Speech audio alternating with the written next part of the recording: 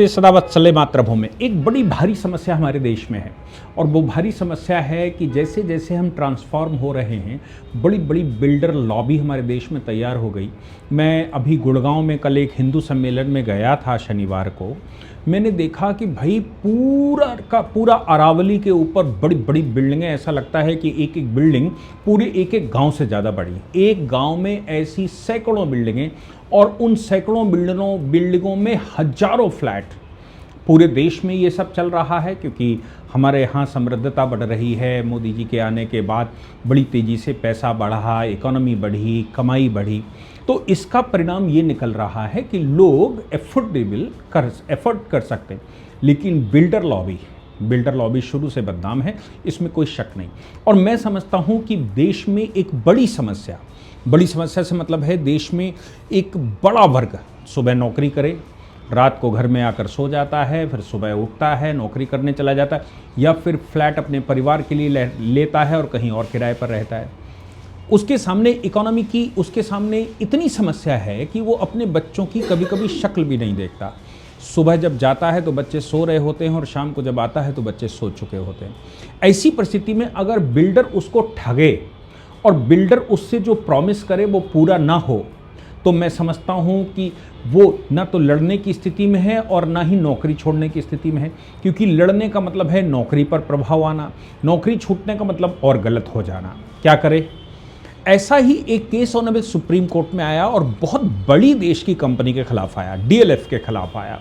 और जो क्लेम किया गया ऑनरेबल कोर्ट में, और कोर्ट ने जो उस पर एक्शन लिया, मैं समझता हूँ पूरे देश में होम बायर्स को ये बात समझनी चाहिए। और इस पिटीशन के साथ अगर आपके साथ भी कोई समस्या है तो इस पिटीशन के साथ आपकी पिटीशन अटैच हो जानी चाहिए।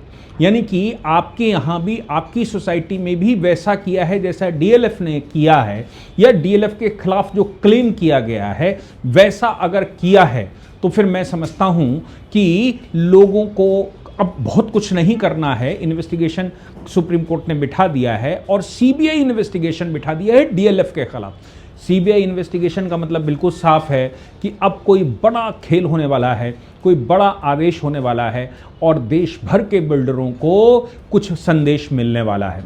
हालांकि हम सब जानते हैं कि मोदी जी ने आने के बाद सबसे पहले रेरा पास किया था और रेरा पास करके रेगुलर करने की कोशिश की थी ताकि बिल्डर किसी को ठग ना पाए। ये भी सारे रेगुलेशन बनाने की कोशिश की थी कि आप पूरा पेमेंट नहीं लेंगे, पूरा पेमेंट पोजीशन के टाइम पर लेंगे, इतना एडवांस ले सकते हैं, उतना, ये सारे नियम बनाए थे। लेकिन बिल्डरों ने नए तरीके निकाल दिए, और नए तरीके निकाल दिए कि आपको बैंक के साथ लोन दिलवा देते हैं और आप बैंक आपको लोन देगी, प्रॉपर्टी उसकी गिरवी रख देते हैं और फिर पैसा निकाल लेते हैं। पहले मोदी जी ने जो कहा 10% पहले देना पड़ेगा, फिर 20%, इतनी बिल्डिंग, जैसे जैसे बिल्डिंग का कंस्ट्रक्शन पूरा होता जाएगा वैसे वैसे पेमेंट मिलता जाएगा। लेकिन अभी अगर बिल्डर डिले कर जाता है, बैंक तो मेरे ऊपर, क्योंकि हमने फाइनेंस करवाया है। चूँकि जो कस्टमर है, जो हाउस बायर है, उसने वो परचेज किया है और बिल्डर को केवल इसी शर्त के साथ कि बिल्डिंग के कंस्ट्रक्शन के साथ पैसा देगा। अब उसका ब्याज तो हमसे पड़ने लगा। जिस दिन उसने फाइनेंस करके मेरी बुकिंग की थी उस दिन से मेरे ऊपर तो इंटरेस्ट लगने लगा। अब बिल्डर ने 2 साल ले लिए, 3 साल ले लिए, प्रॉमिस किया 2 साल का, लग गए 8 साल, तो 8 साल का इंटरेस्ट भी मैं दे रहा हूं। और दूसरी बात ये भी है कि मैं किराया भी दे रहा हूं, जबकि प्लानिंग तो ये की थी कि भाई किराया बचेगा तो किराए में थोड़ा ऐड करके इसका ईएमआई निकल आएगी और इस ईएमआई के बाद 20 साल बाद हम फ्री हो जाएंगे। हालांकि ये बड़ी समस्या देश में है और बहुत मैं समझता हूं कि अब ये मल्टी स्टोरीज जो बन रही हैं, इन मल्टी स्टोरीज में वो कितनी लाइफ है, उनकी 100 साल लाइफ होगी तो 1 पीढ़ी 1.5 पीढ़ी ही इसमें रह सकती, फिर नई पीढ़ी इसी धुन में लग जाएगी, फिर मकान बनाएगी और फिर चली जाएगी। सुप्रीम कोर्ट के सामने डीएलएफ के मामले में जो केस आया, जिन्होंने हिम्मत की और ऑनरेबल कोर्ट के पास केस ले आई, ऐसा केस का नाम है Swarnpreet Kaur versus DLF home developers limited. Swarnpreet Kaur versus DLF home, मतलब और भी लोग हैं, versus DLF home developers limited के केस में ऑनरेबल जस्टिस एहसानुद्दीन अमानुल्लाह और ऑनरेबल जस्टिस आर महादेवन, इन 2 की अदालत में पढ़ा। क्लेम करने वाले ने यह कहा कि भाई देखो, इन्होंने प्रॉमिस जो किया था वो प्रॉमिस पूरा नहीं किया। पहली बात तो यह है कि इन्होंने बहुत डिले कर दिया। दूसरी बात यह है कि एक पैरेलल रोड, ये कहा था कि कंस्ट्रक्शन ऐसा होगा, जिस समय मुझे बेचा गया था कहा था इतना ओपन एरिया होगा, इतना बड़ा सामने चौड़ी रोड होगी, इतनी बालकनी होगी, इतनी चौड़ी रोड पर ये होगा, पेड़ होंगे, पौधे होंगे। तो जो उन्होंने नक्शा दिखाया था परचेस करते समय, उसका पालन भी नहीं किया। और अभी इंटरनल मेंटेनेंस भी पूरा नहीं किया, अभी रिपेयरिंग बाकी है, बाउंड्रीज बाकी हैं, पेड़ पौधे कुछ लगाए नहीं, वो अगले प्रोजेक्ट में लग गए। अब हम चिल्ला रहे हैं, हम उनसे कह रहे हैं कि भाई आपने जो प्रॉमिस किया वो पूरा करो। चलिए, जो रिपेयरिंग का मामला है नहीं होगा, हम लोग करवा लेंगे, जो पेड़ पौधे लगाने का मामला है हम करवा लेंगे, लेकिन जगह कहाँ से लाएंगे? जगह तो हम लोग अब दूसरे के इंटरसेप्शन करके निकलते हैं, जबकि इन्होंने ये कहा था ये एक इतनी वाइड रोड जाएगी जो मेन रोड से मिलेगी। वो वाइड रोड तो है ही नहीं। अब हम पतली सी रोड से निकल कर जाते हैं, दूसरे के प्लॉट में घुसते हैं, वहां से निकलते हैं और तब मेन रोड पकड़ते हैं। अब वो पतली सी रोड में इतनी बड़ी सोसाइटी में जाम लगा रहता है।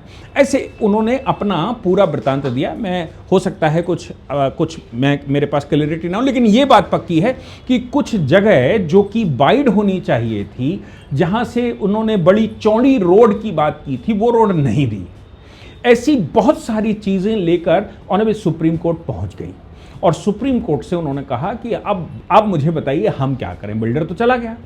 सुप्रीम कोर्ट ने कहा कि ये कोई एक की समस्या नहीं है, ये तुम्हारी समस्या नहीं है, ये समस्या पूरे देश में है और इसका एक बड़ा पैमाना है। भाई, रेरा के तहत बिल्डिंग अप्रूव्ड हुई होगी, अधिकारी भी इसका मतलब मिले होंगे, पूरी सिस्टम मिला होगा और बड़ा खेल इसमें हुआ होगा, तब ये नक्शे के जो नक्शा बताया गया था, जो रेरा में रजिस्टर किया गया था, उस नक्शे से अलग ये सब खेल किया गया होगा। वहां दुकानें बना दी हैं, कुछ और कर दिया या कुछ और कर दिया।